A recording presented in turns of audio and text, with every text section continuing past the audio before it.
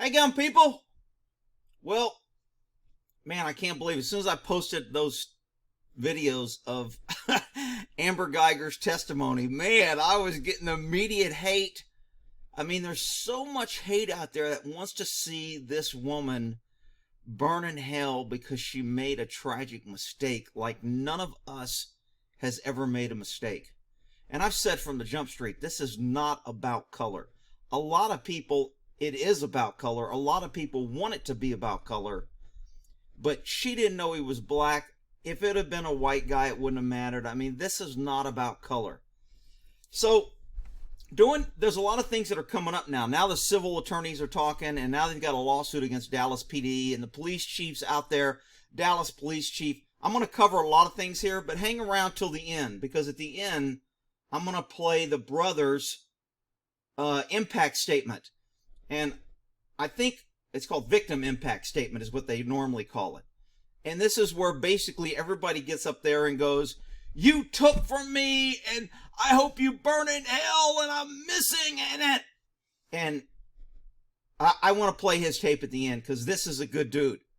So let's talk about a few things that are going on right now. First of all, is it inappropriate for the judge to hug the mom of the victim? I don't have a problem with that. Some people are saying it crosses the line, it shows bias. Maybe it does show a little bias. The judge also hugged Amber, the victim. So there's going to be people that'll say, "Really? You got flip-flops in court? What the hell? I just saw that. Really?" I mean, if someone else wore flip-flops in court, she'd kick him out of the courtroom. I digress. All right, so the judge, Rick, you're always picking out people. Hey, I'm just pointing out things. All right, so is the judge hugging the victim wrong? Look, people don't understand how emotional trials are. I mean, it's very hard to sit through a trial and to see hurt and pain on both sides. And when you're on a prosecution, and I've been there to where I've known bad guys and I want them to go to jail. And when they say he's guilty, I'm like, yes, he's going to prison because he is a bad dude and did a lot of damage, cut, killed, stabbed, shot. I mean, he has just been in a criminal, and he's a piece of crap, and he deserves to be in prison. So I understand the emotion that, yes, he got life without parole. That was a good judgment. He's never going to get out. On the flip side, I've seen people that made mistakes, and it's like, man, really? Do we want to send them to prison? And that's where I'm at on this one. I know there's a lot of people. She killed a dude in his house, unjustified, entered the wrong house. She's stupid. She should go to prison for... I mean, there's people in the comments calling for her to be hung and killed. I'm like, really? You never made a mistake? You never pulled out and cut somebody off? Might have caused an accident. Somebody could have died, and you should spend the rest of your life in prison? I mean, it's just crazy the way different people react. And I'm guilty. I get emo. I'm pretty, spout off what the hell I'm thinking. But look, I don't necessarily have a problem with this. I don't have a problem with her hugging this. This was an emotional trial. A person died that shouldn't have died. A person is going to prison because she was tired and made a mistake. I know everyone else is going to say, it's because she was sleeping with a married man and she was punished and she deserves to go to hell. All right, whatever. Look, people can believe what they want. I think the star of this trial is this dude. He is the brother, and his impact statement was absolutely on point about forgiveness. It's a mistake. I don't want you to go to jail. I mean, that's a huge show's character. Now, the other day I made a comment about the mom because the mom jumped up on the guilty verdict and said, "Praise Lord Jesus." And I thought that was inappropriate.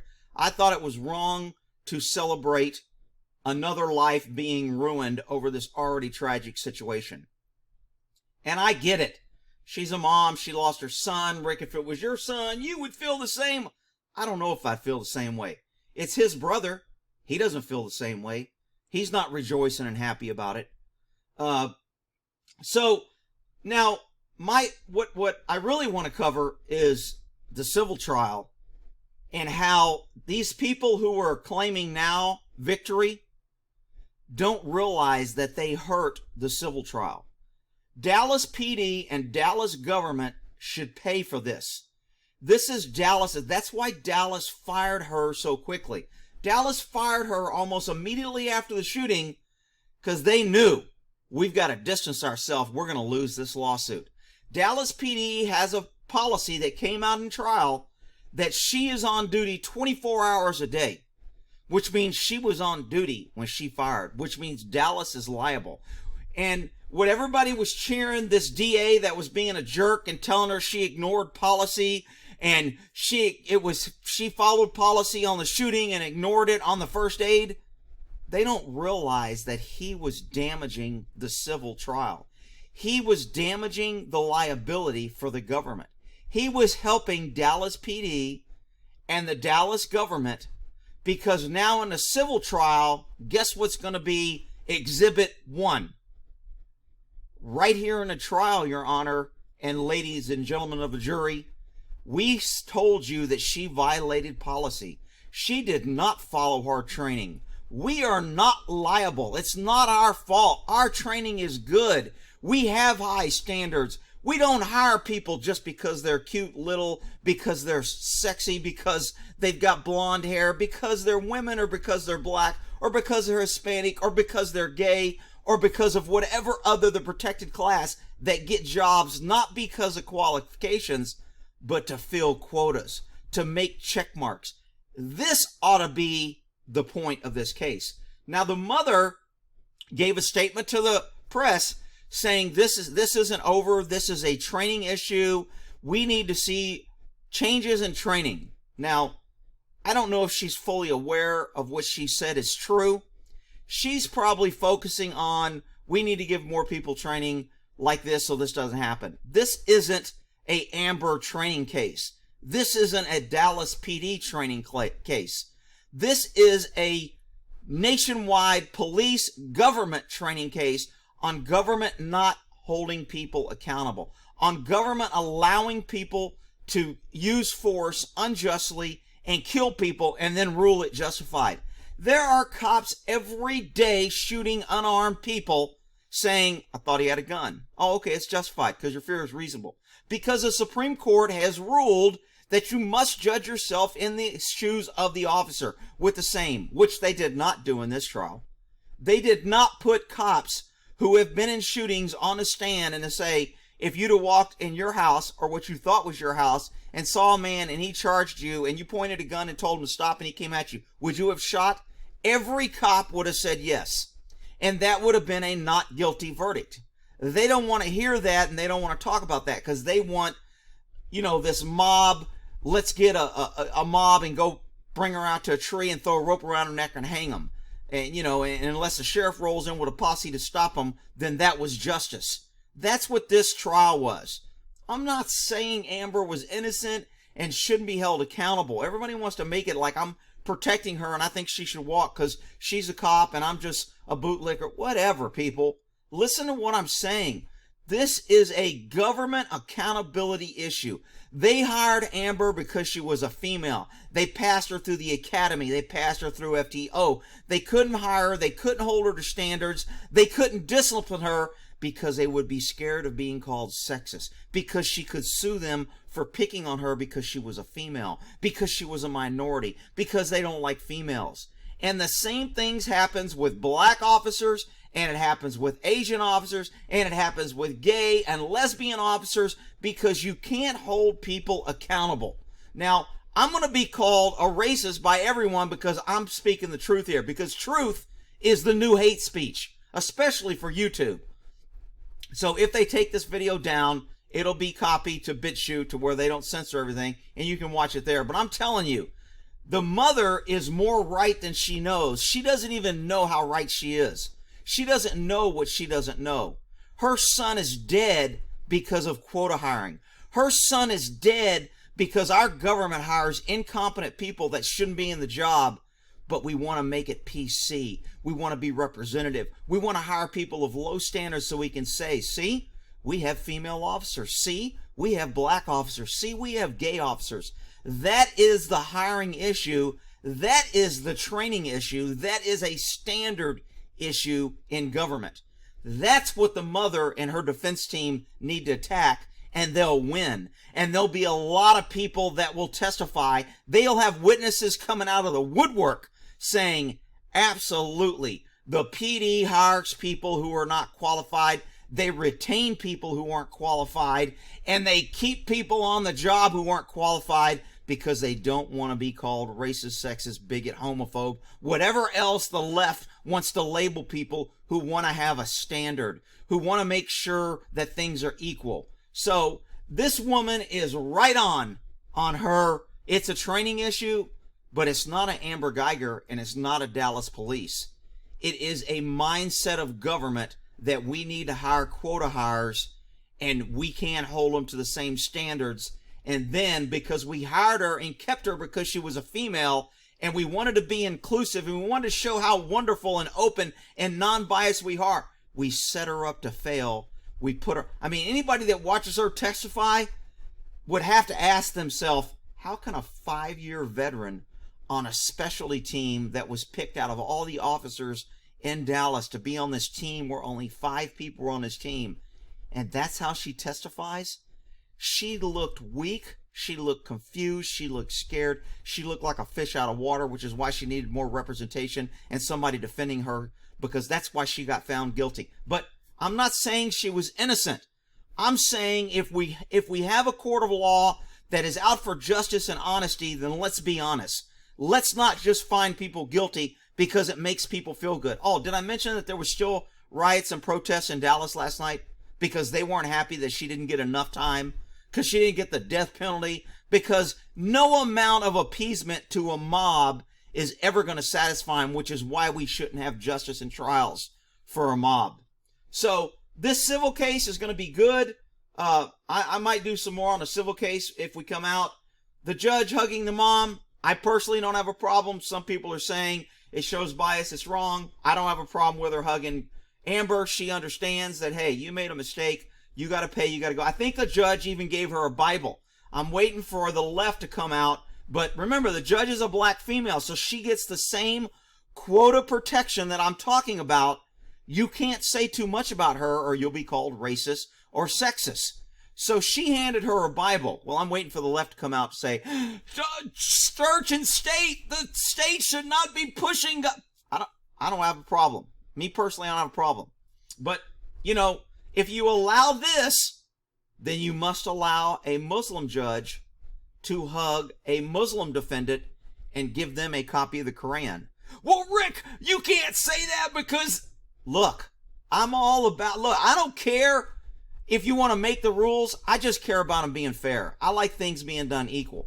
And anybody that knows me knows that you may not like what I say, but you can't argue that what I say, I have good points on why I think it's unfair. And I articulate why I think this is unfair. So if you allow her to give her a Bible, then you got to allow a Muslim judge to give out Qurans at trial. And I already told this crazy cop story where that one judge was so Bible thumping that if you said, I love Jesus, you got off. And if you didn't accept Jesus, he'd find you guilty. And nobody stopped him. And it drove me nuts. Wasn't it Judge Fall, I think was his name. I don't know if he's still in court in Yolo County. But anyway, so here we go. This is the big point of this case. This is the example of kindness and good race. I also made a comment that because the mom yelled, thank God, when she was convicted, I was like, you know what? That tells me that the son wasn't as perfect as everybody's making him out to be if he was raised this way. And I had a couple people attack me on that saying, how dare you judge a family because of that? All right. You know what? After seeing this guy, I'll say the reverse. This guy was raised right. And if he's anything like his brother, then his brother was a pretty damn good dude. And the parents that raised this guy did a pretty damn good job. So you can come back now and call me a bootleg jack, or I'm just saying it for whatever reason. This guy is a standard for doing the right thing. Here we go.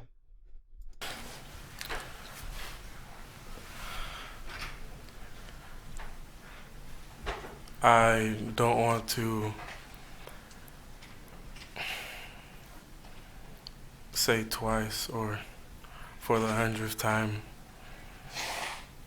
what you've or how much you've taken from us. I think you know that. But I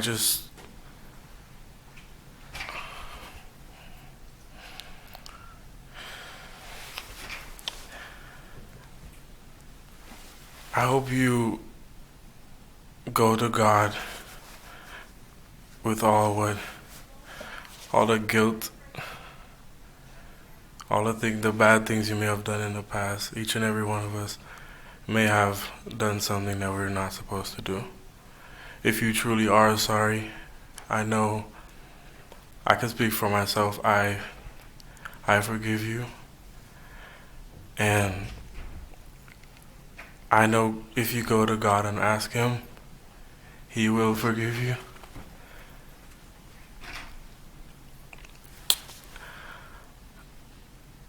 And I don't think anyone could say it. Again, I'm speaking for myself, not even behalf of my family. But I love you just like anyone else. And I'm not gonna say I hope you rot and die just like my brother did, but I personally want the best for you. And I wasn't gonna ever say this in front of my family or anyone, but I don't even want you to go to jail. I want the best for you. Because I know that's exactly what both of them would want you to do. And the best would be give your life to Christ. I'm not gonna say anything else. I think giving your life to Christ would be the best thing that both of them would want you to do. Again, I love you as a person. And I don't wish anything bad on you.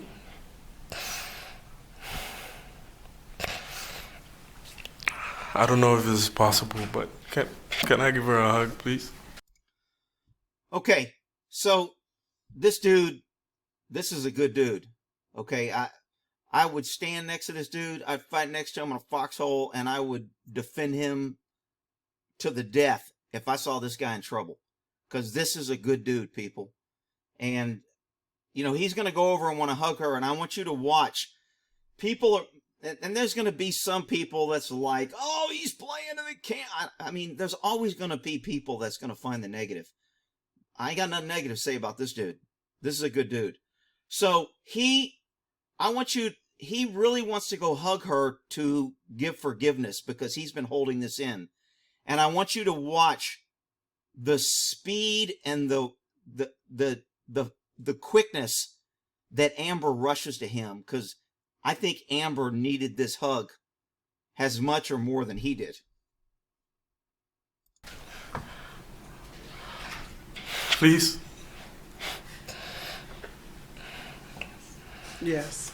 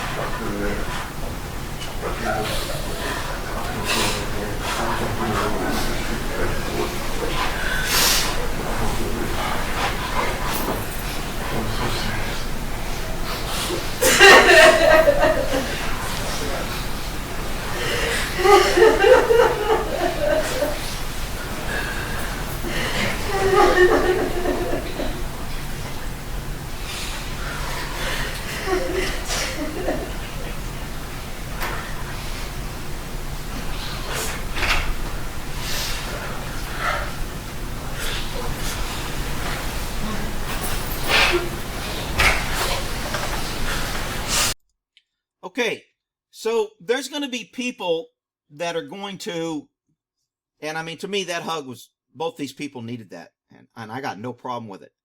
This was you notice the judge pausing before she allowed the hug. This was an iffy thing, because had he gone over there and I think the judge made a good call. And I mean, I was reading him. I could tell he was sincere. But there are people that would try to do this and then want to get their hands around her neck or punch her or choke her. So normally you don't want the victim or the victim's family in contact with the suspect because it can turn out bad. And you notice the cop came over and stood next to him because you just never know how that's going to go. And I don't think this guy made points necessarily with his family. He should have. His family ought to be proud of him.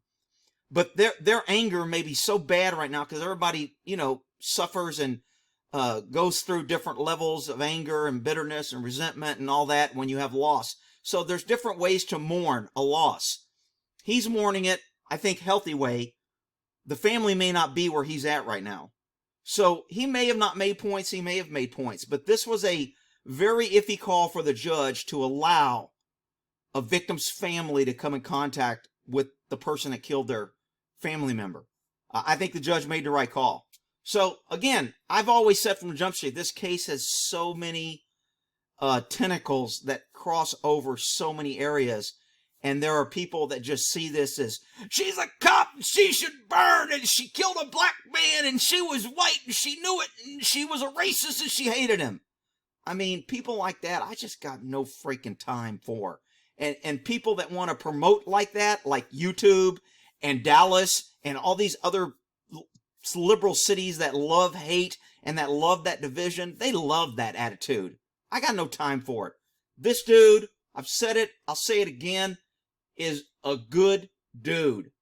And I totally give him 100% props and respect for what he did.